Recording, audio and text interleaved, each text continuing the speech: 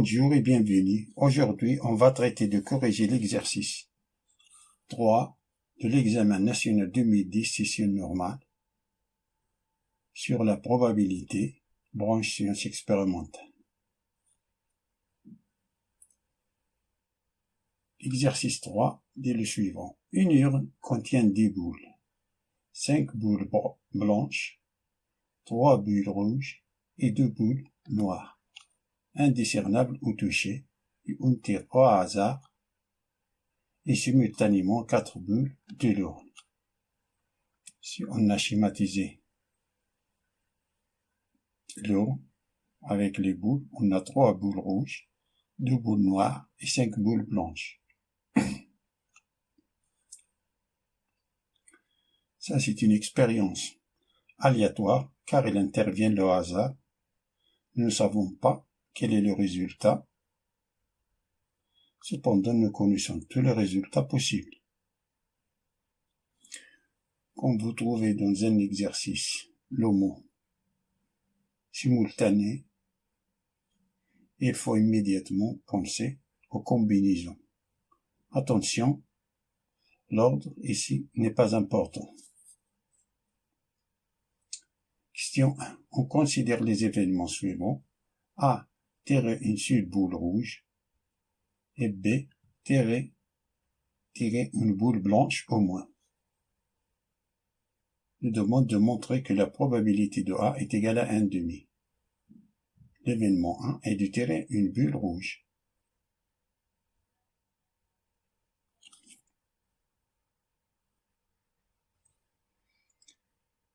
Alors on a soit oméga, l'univers des probabilités de cette expérience aléatoire. Chaque tirage est une combinaison de 4 boules. Le tirage est de 4 boules. 4 boules. De 4 boules choisies parmi 10 boules. On a ici, dans l'urne, on a 10 boules. Donc, le cardinal de oméga, c'est la combinaison de 4 parmi 10, qui est égal à l'arrangement de 4 parmi 10, divisé par 4 factoriel, qui est égal 10 fois 9 fois 8 fois 7, divisé par 4 factoriel, c'est 4 fois 3 fois 2 fois 7, qui est égal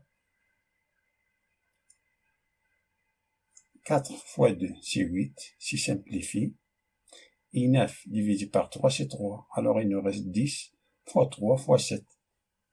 3 fois 7, c'est 21, fois 10, c'est 210 possibilités.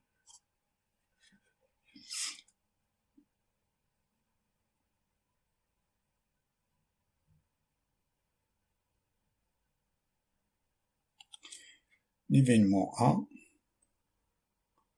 tirer une seule boule rouge, c'est-à-dire une boule rouge et les autres 3 boules ne sont pas rouges, c'est-à-dire non rouge, non rouge, non rouge.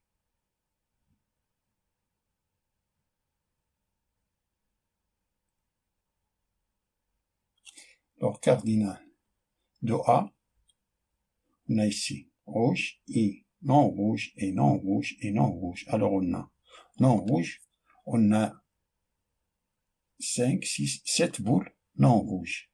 On a les noirs et les blanches sont non rouges. C'est-à-dire, on a une boule rouge parmi 3 et 3 boules parmi 7. Et le mot et se traduit algébriquement par la multiplication. Alors on a le cardinal de A, c'est la combinaison de une boule rouge parmi 3 et c'est la multiplication, la combinaison de 3 boules parmi 7 qui est égale à l'arrangement de 1, une boule parmi 3 divisé par 1 factoriel fois l'arrangement de 3 parmi 7 divisé par 3 factoriel qui est égal, ça c'est 3, l'arrangement de 1 parmi 3, une boule parmi 3, ça c'est 3, fois, ça c'est 7 fois 6 fois 5, divisé par 3 fois 2 fois 1.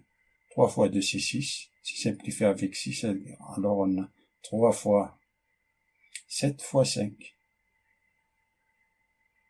7 fois 5 c'est 35, alors on a 3 fois 35 qui est égal à 105 possibilités. Comme les boules sont indiscernables au toucher, signifie que chaque boule a les mêmes chances que les autres d'être tirées, ce qui fait qu'on est dans un cas d'équiprobabilité.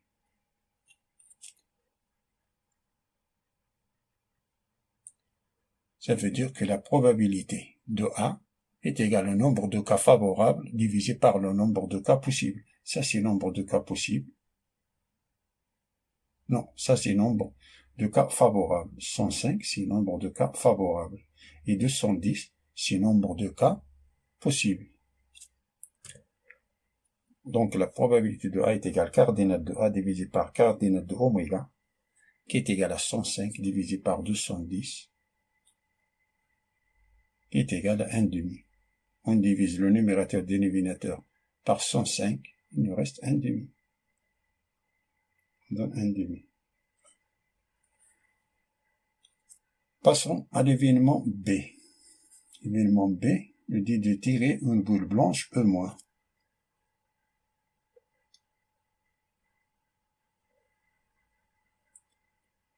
Tirer une boule blanche E-, ça c'est l'événement B. Alors, l'événement complémentaire de B, c'est B bar, qui ne dit aucune boule blanche parmi les 4 boules tirées. C'est-à-dire B bar, B bar, B bar, B bar. B bar, c'est-à-dire non blanche. C'est-à-dire de tirer une boule non blanche. C'est-à-dire on a 4 parmi 7 boules. Non, pardon. Non blanche, c'est-à-dire parmi, c'est-à-dire rouge au noir. 4 parmi 5. Alors, cardinal de B bar, c'est 4 boules parmi 5, qui est égal à l'arrondissement de 4 parmi 5 divisé par 4 factoriel, qui est égal à 5. 5 fois 4 factoriel, ça c'est 5 fois 4. Ça c'est 5. Combinaison de 4 divisé 5, c'est 5. Ça non. Égal à 5 possibilités.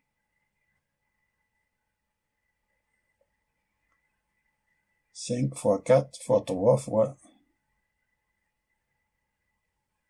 5 fois 4 fois 3 fois 2. 5 fois 4 fois 3 fois 2. Divisé par 4 factoriel, c'est 4 fois 3 fois 2. Fois 1. Ici, c'est 5 factoriel, 5 possibilités.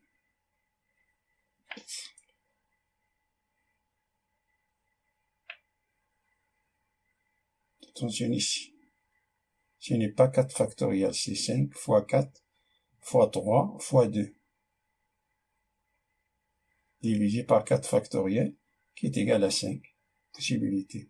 Ou bien, directement, la combinaison de 4 parmi 5 est égale à 5 possibilités. Comme on est dans une situation d'équiprobabilité, donc, la probabilité B bar est égale cardinal de B bar divisé par cardinal de oméga, qui est égal à 5 divisé par 210, qui est égal, on divise le numérateur et le dénominateur par 5, il nous donne 1 sur 42.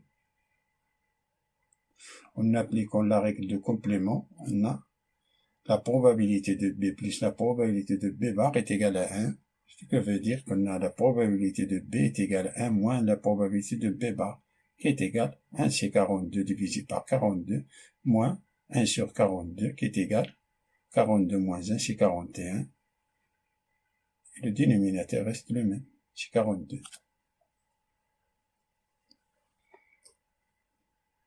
Passons à la question 2. Soit x la variable aléatoire qui à chaque tirage associe le nombre de boules rouges tirées. Question A.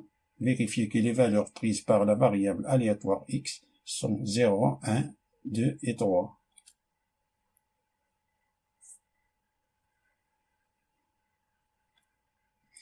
Dans l'urne, on a 3 boules rouges.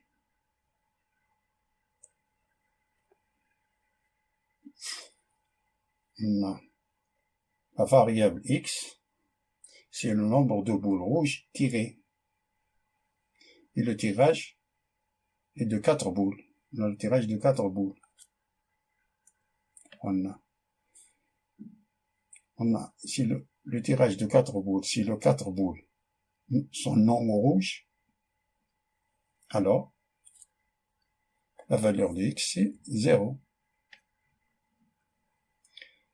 Si dans le tirage de 4 boules, on a une boule rouge et 3 non rouges, alors la valeur de x c'est 1.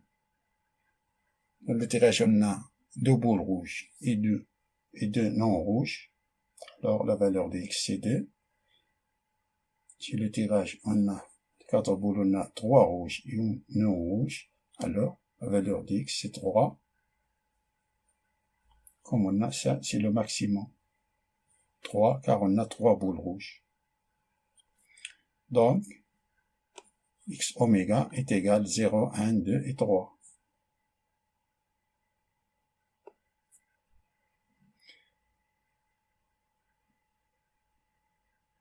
Passons à la question B.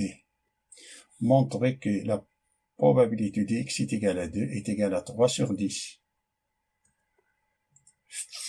Alors, la probabilité de x est égale à 2 est égale à P de C, soit l'événement C tiré 2 boules rouges. On a rouge, rouge, non rouge, non rouge.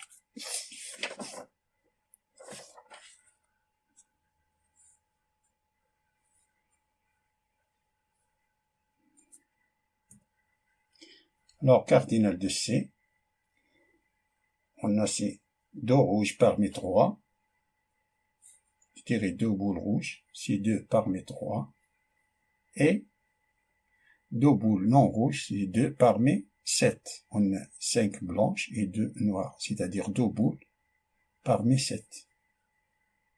On a ici la multiplication, car on a ici et 2 boules rouges et 2 boules non noires.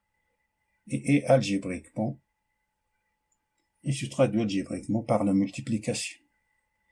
Ça est égal à l'arrangement de 2 parmi 3 divisé par 2 factoriel fois l'arrangement de 2 parmi 7 divisé par 2 factoriel qui est égal 3 fois 2 divisé par 2 fois 1 fois 7 fois 6 divisé par 2 fois 1 qui est égal, ça c'est simplifié avec ça, est égal à 3 fois 7, 6 divisé par 2 c'est 3 fois 3, alors on a 9 fois 3 c'est 63 possibilités.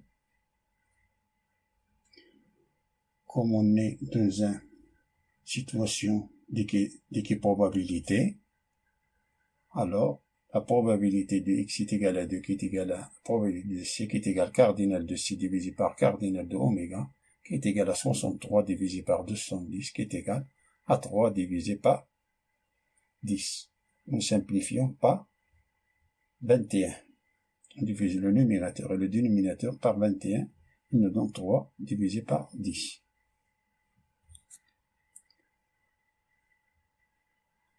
Passons à la deuxième partie de la question B. De montrer que la probabilité de x est égale à 0 est égale à 1 sixième sur 6.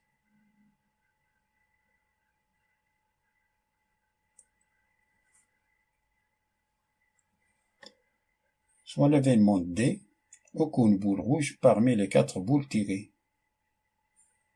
X est égal à 0, c'est-à-dire aucune boule rouge.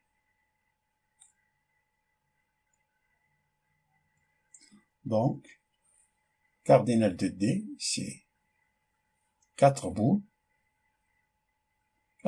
parmi 7. On a 7 boules qui ne sont pas rouges, qui est égal à arrangement de 4 parmi 7 divisé par 4 factoriel qui est égal 7 fois 6 fois 5 fois 4 divisé par 4 fois 3 fois 2 fois 1 qui est égal, ça est égal 4 et 4 se simplifient, 3 fois 2 c'est 6, 6 divisé par 6 et 6 se simplifient, il nous reste 7 fois 5, 7 fois 5 c'est 35 possibilités.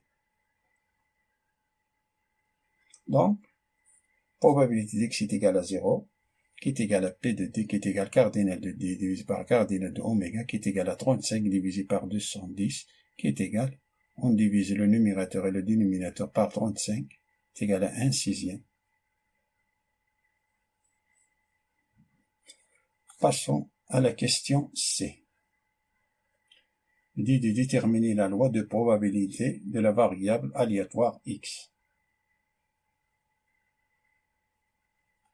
Cela, on trace le tableau. On trace le tableau de la loi de probabilité. On rappelle que la somme de P de xi est égale à 1.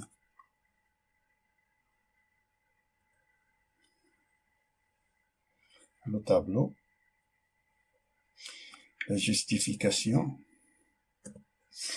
On a P de x0 est égal à 1 sixième. Et P de x est égal à 1, c'est 1 demi. Et P de x est égal à 2, est égal à 3 dixièmes, déjà calculé. Question précédente. 1 sixième, 1 demi, 3 dixièmes. Pour calculer P de x3, en appliquant cette formule-là. C'est que P de x est égal à 1, ce qui va dire que P de x0 plus P de x1 plus P de x2 plus P de x3 est égal à 1. Alors on a 1 sixième plus 1 demi plus 3 dixièmes plus P de x3 est égal à 1, ce qui va dire que P de x3 est égal à 1, c'est 30 divisé par 30. Ça, c'est 5 divisé par 30. On le fait passer à l'autre côté, c'est moins 5 sur 30. Ça, c'est 15 divisé par 30, on le fait passer à l'autre côté, c'est moins 15 sur 30. Et ça, c'est 9 sur 30. On le fait passer à l'autre côté, c'est moins 9 sur 30. Alors, on a 30, moins 5, moins 15, moins 9, c'est 30 moins 29. Alors, on nous reste 1. 1 sur 30, on a le même dénominateur, 1 sur 30. Merci pour voir cette vidéo et à bientôt.